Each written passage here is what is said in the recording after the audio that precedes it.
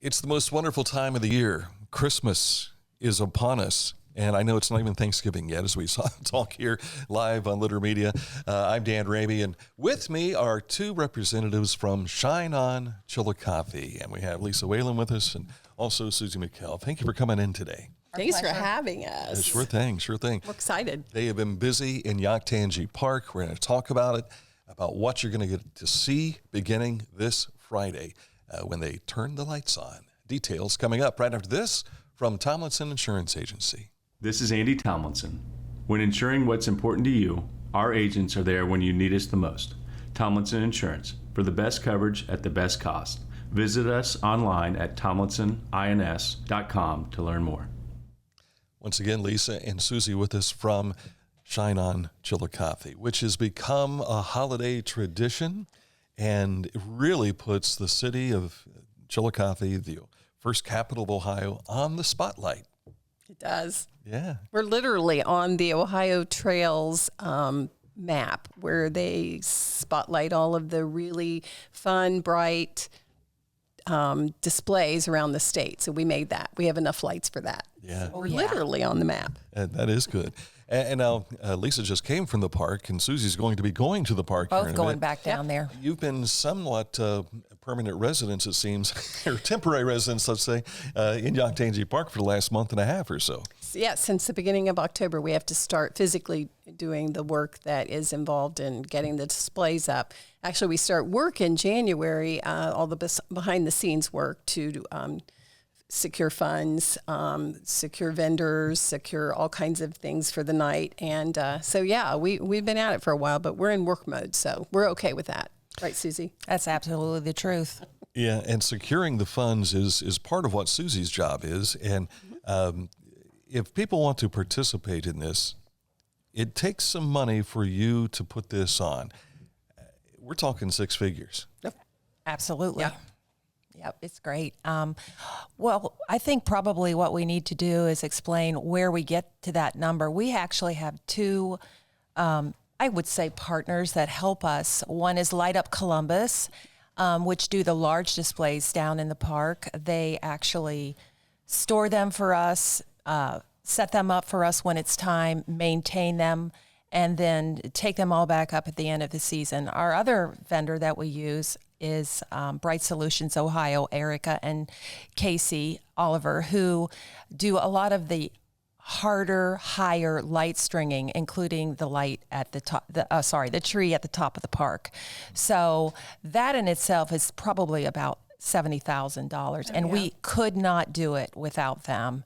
The rest of it is supplies, lights, and displays of our own, too. Displays of our own, which we purchased this year. We purchased the penguins, an igloo, the sugar plum fairy, a tunnel, another tunnel, and it's all paid for by donations from the community, grants, and fundraisers that we do. So it is a year-long effort. And we do start. Actually, we never stop. No, it never stops. Yeah. I thought to myself, as soon as this comes on Friday, you're starting to work on 2025. Already. Absolutely. Absolutely.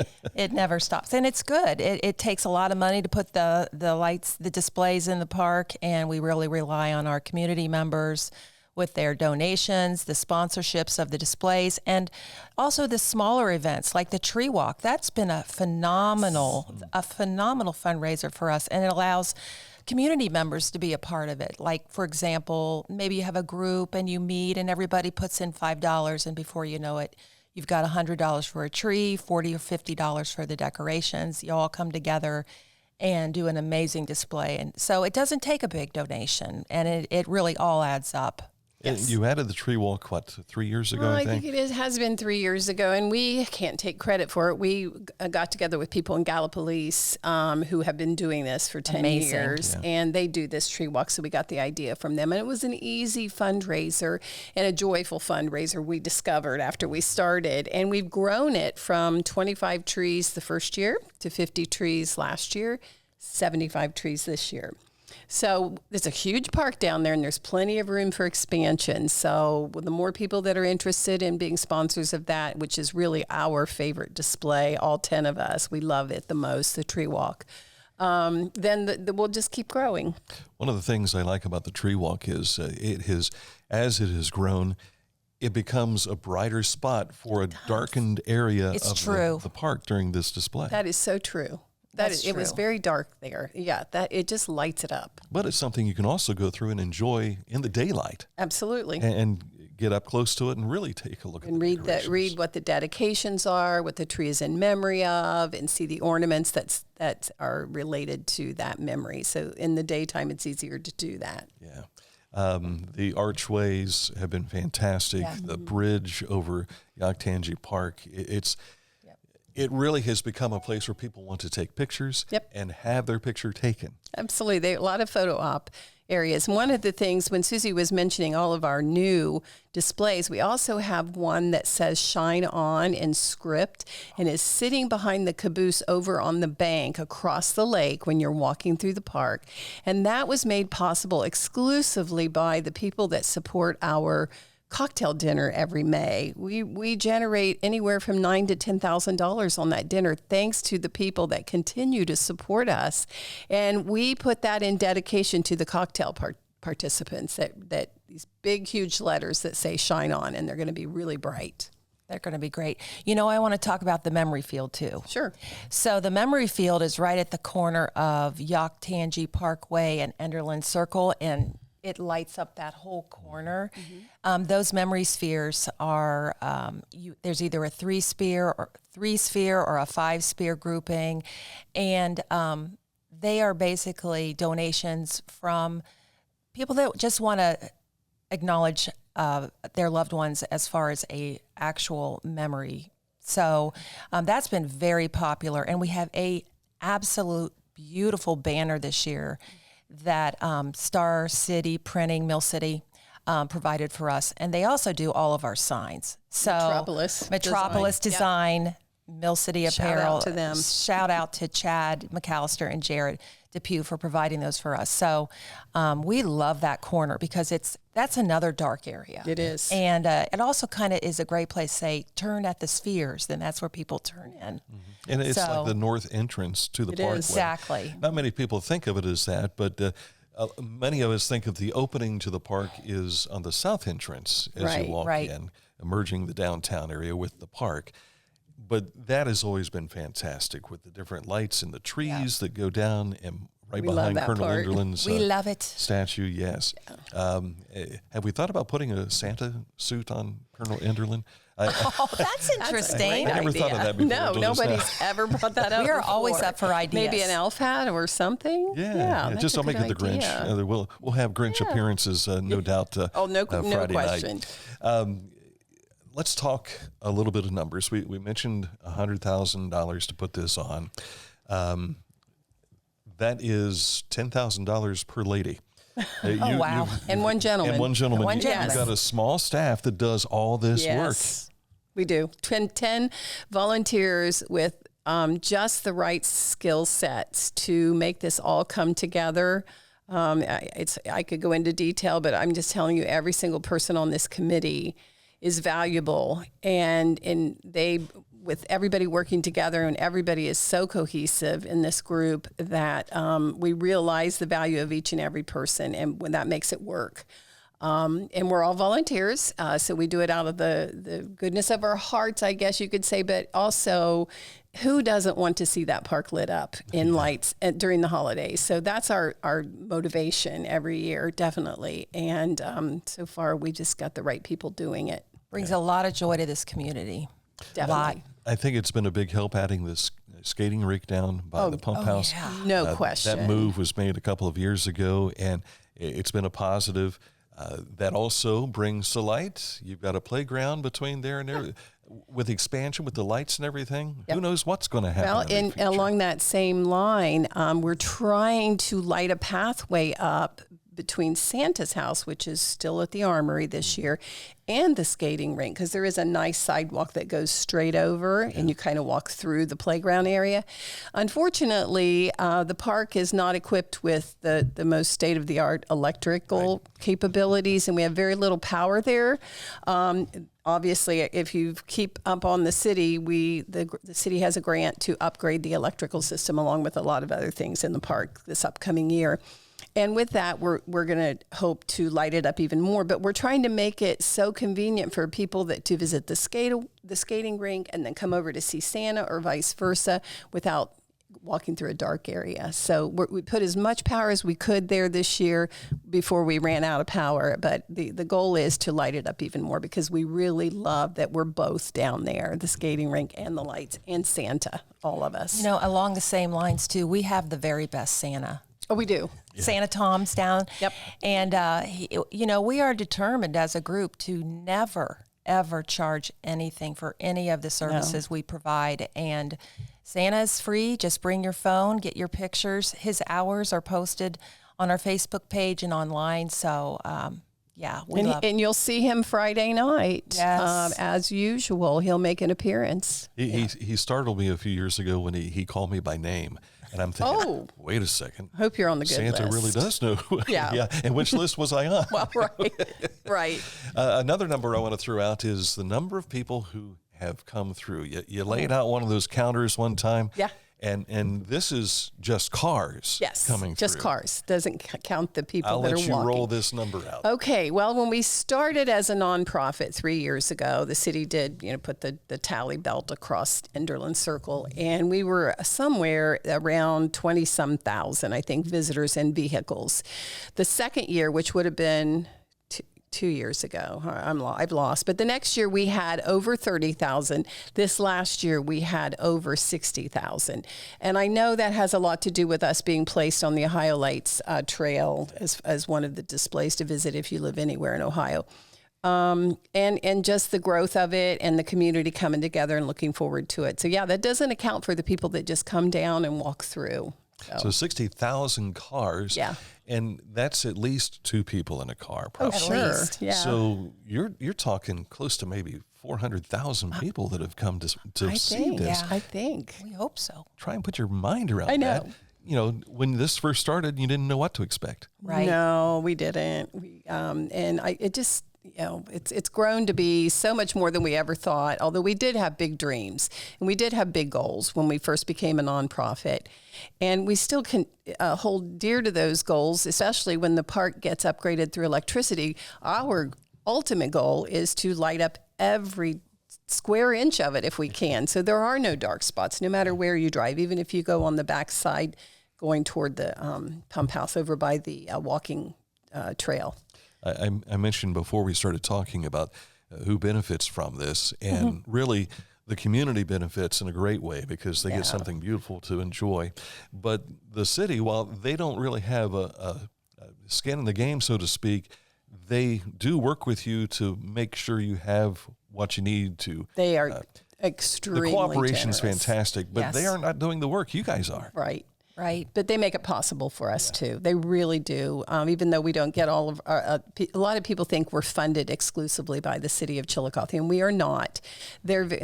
Suzy mentioned it's through fundraisers, donations, and grants. But the city is very kind to us, and they give us a lot through in-kind donations. They help us with big, heavy lifting. They move Santa's house. The Parks Department is absolutely amazing. They did all our stakes for the tree walk. They pay the electric bill. They do pay the electric bill, and they're just wonderful. We really appreciate them. Yeah. Very receptive to our needs, as much as they can be. And I want you, the viewers, to pay attention. Not only will you see all the displays, but the signs that are there for those people who have chipped in, businesses have made their fundraising, and you'll see an area that's sponsored by. Yeah. Support those folks because they're investing in this so that you can enjoy it. And that's why we do it. Plus, at the top of the park, we still have our holiday card that lists every sponsor, and then we have the individual cards by displays that are the larger type of donations to really draw attention to that donor. So yes, and one of the other things I want to say is we've had last year for the first time DJ Hazel Tanner plays on certain nights. Our lights are lit up 24/7 through this season from November 22nd through the end of December. She has a schedule. I think we're going to post that, or have we posted that? We haven't yet because we will. To It's say a when timing she's thing. down there, because a lot of people like to come down when they can hear the music, and she's amazing. And this bubble that she has purchased Oh yeah. really adds to it. It's like she's a Christmas ornament. You don't even have to ask her, how can you make this fun? That's just what she does. And she is a fun gal. And we also have a band I wanted that's to going get to play that opening today, night. too. Yeah. Yeah, that's going to be Friday night. Yes. With the tree lighting and everything taking place, you will have with you the Basement Collective. Yes. That's right. The Basement Collective actually came to us. Yeah. Some people, they're ahead of the game. So they came to us, donated their time and energy to play on our stage right before Santa. They're going to start at 6:00 on Friday night, and they're going to play for 2 hours. And we are so appreciative. They're using all their own equipment. They'll be at the top of the park. The top of the park where Santa, and he'll come up, and we're just so appreciative. It's going to be a lot of fun. Will Mike Haller be the MC again? Yes. Well, we couldn't do without him. I recall this, so good. This was either last year or the year before, and Miss Amelia, my granddaughter, she enjoyed watching all this on video. I showed her the video that we had, and when Mike would turn around and he would say, "Light that tree." Oh, only he can do when we that. put our Christmas tree together at the Ramey Ranch, she walked in and she went to the room and she says, "Light that She tree." did. She flips on the light switch and there it goes. And so he's been the so sweet. inspiration for He's Miss Amelia. definitely a force to listen to. Even children obviously pick up on everything he says. And carols are sung as well. I know he gets the spirit of Christmas going just from the crowd. He's perfect. Yeah, it's just amazing. And he's a volunteer. He wants to be a part of it. We have so many people that really enjoy this amazing event on Friday night, and the community and the county. Everybody comes in from outside to see what's going on and visit the shops downtown, visit our park. It's because it does coordinate with the open house. It does. Downtown and they're all ready Chillicothe. to serve you. They're all open. The restaurants are open. The businesses are open. So, gosh, I hope you guys really come down and support it, your community. And we'll be focusing on that in our next interview at 1:00 later today. We'll have some folks from downtown here to talk about that. Perfect. One thing we've not talked about is it starts Friday. When does the lights turn off? We turn those off, and like I said, they never go off through the period that we light, and we stop at December 31st, January 1st. We turn them off. Now, they're still down there, but we have to kind of wait till we have pretty decent weather to start dismantling everything because it can be cold and nasty. So we keep the lights off, but we just take our time. We have lots of help through volunteers too. So we have phenomenal but they'll volunteers. be on clear through December 31st. Yeah, we do. Now, right. I need to also, it's unfortunate we have to mention this, but sometimes those lights get unplugged or whatever the right. case may be. Do you have a number on your Facebook page or someone that you can call to say, hey, the Santa's chair is not working? Can We do. Well, we actually, as our committee, we kind of cover that. We have several people that live downtown. They'll run down. And we talked about this year actually doing a weekly drive-through with our group. It's not a hard thing to plug the lights back in. We also have trouble with weather sometimes. We took a lot of precautions this year with our actual setup to try to avoid those things with weather. But basically, rain gets into plugs, wind blows, and we have some problems sometimes. So yeah, we're on it. We watch it, and then of course, if there's anyone that you see that might be vandalizing the displays, unfortunately, just call the Chillicothe Police Department at their non-emergency number, and they'll we do run have right that down. number posted on a couple signs down there. We'll have it on signs and also on our Facebook page. So, and people didn't realize we were even experiencing vandalism. We have since we started. It's unfortunate, but there are some mean-spirited people out there. We don't just get unpluggings; we get damage to displays. We get cords being cut and theft. and We have a lot of stolen. theft. Yeah, the bigger cords that are very expensive, people steal. So just keep your eyes open, day, night, it doesn't matter. We've had things happen during the daytime, like ornaments being destroyed. So yeah, you can help us out. Call it, like Suzy said, the non-emergency number of the Chillicothe Police Department, and just report it if you see anything. That would help us a lot. And if you're a praying individual, just pray for those Grinches that their hearts will begin to grow 3 sizes. They realize the work that goes into it, and it's for the good of them as well as everyone else in the community. Ladies, thank you so much for your work. Thank you for coming in to talk about this. And let's flip that switch here. Let's flip that switch. Thanks for having us, Dan. Thanks, Dan. Thing. We appreciate it. Suzy McKell and Lisa Wayland. I'm Dan Ramey. Thank you so much for watching this edition of Litter Media Live.